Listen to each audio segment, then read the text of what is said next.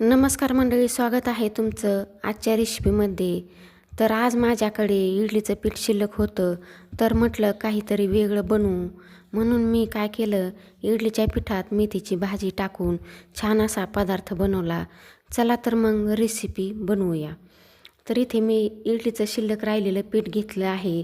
त्यामध्ये 1 वाटी कट करून घेतलेली आपल्याला मेथीची भाजी टाकायची आहे. भाजी टाकल्यानंतर छान अशी मिक्स करून घेऊ. तर असंही लहान मुलं मेथीची भाजी खात नाहीत. तुम्ही अशा प्रकारे जर एखादा पदार्थ बनवून दिला तर मुलं आवडीने तो खातील. तर इथे कट करून मी 1 टोमॅटो घेतलेला आहे, कांदा घेतलेला आहे, थोडीशी कोथिंबीर घेतलेली आहे, वाटाणे घेतलेले आहेत, गाजर घेतलेले आहे किसून, थोडीशी तिखट मिरचीसुद्धा घेतलेली आहे, 1 शिमला मिरची कट करून घेतलेली आहे. तर तुमच्या आवडीनुसार इथे तुम्ही भाज्या घेऊ शकता. लहान मुलांसाठी बनवत असाल तर तिखट मिरची नाही घातली तरीही चालेल. तर आता ह्या भाज्या टाकल्याच्या नंतर मिक्स करून घेऊ. यामध्ये वाटाणेसुद्धा टाकायचे आहेत, कोथिंबीर टाकू. कोथिंबीर टाकल्यानंतर सगळ्या भाज्या आपल्याला मिक्स करून घ्यायच्या आहेत. इडलीच्या पिठात मी आधीच मीठ टाकलेलं आहे, त्यामुळे इथे मी मीठ टाकलेलं नाही. तुम्ही मीठ टाकलेलं नसेल तर इथे तुम्ही मीठसुद्धा टाकू शकता. तर इथे पाहू शकता छान असं आपल्या भाज्या मिक्स करून झालेल्या आहेत. तर इथे मी पॅनला थोडंसं तेल लावून घेतलेलं आहे. पॅन मी गॅसवर ठेवलेला आहे. थोडंसं आपल्याला त्याला तेल लावून घ्यायचं आहे. आता यामध्ये आपण मिक्स करून घेतलेल्या भाज्या आणि इडलीचं पीठ आहे ते अशा प्रकारे आपल्याला पसरवून घ्यायचं आहे.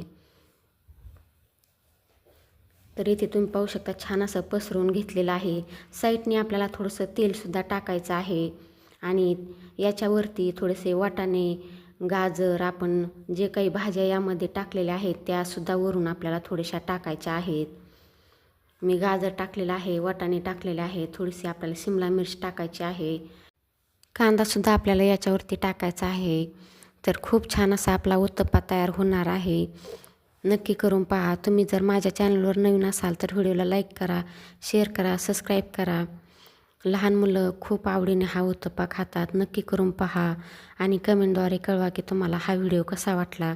तर झाकण ठेवून 3 ते 4 मिनटं उत्तप्पा छान असा भाजून घेऊ. इथे तुम्ही पाहू शकता 3 ते 4 मिनटानंतर छान असा आपला उत्तप्पा तयार झालेला आहे. जाळीसुद्धा छान अशी पडलेली आहे, पाहू शकता. जवळून मी तुम्हाला दाखवलेलं आहे.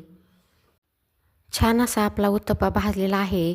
आता हा उत्तप्पा मी एका प्लेटमध्ये काढून घेते आणि दुसरासुद्धा अशाच प्रकारे बनवून घेते. तर लहान मुलांना तुम्ही असा उत्तप्पा नक्की करून द्या, आवडीने खातील. चला तर मग पुन्हा भेटूया पुढील एका अशाच रेसिपीमध्ये.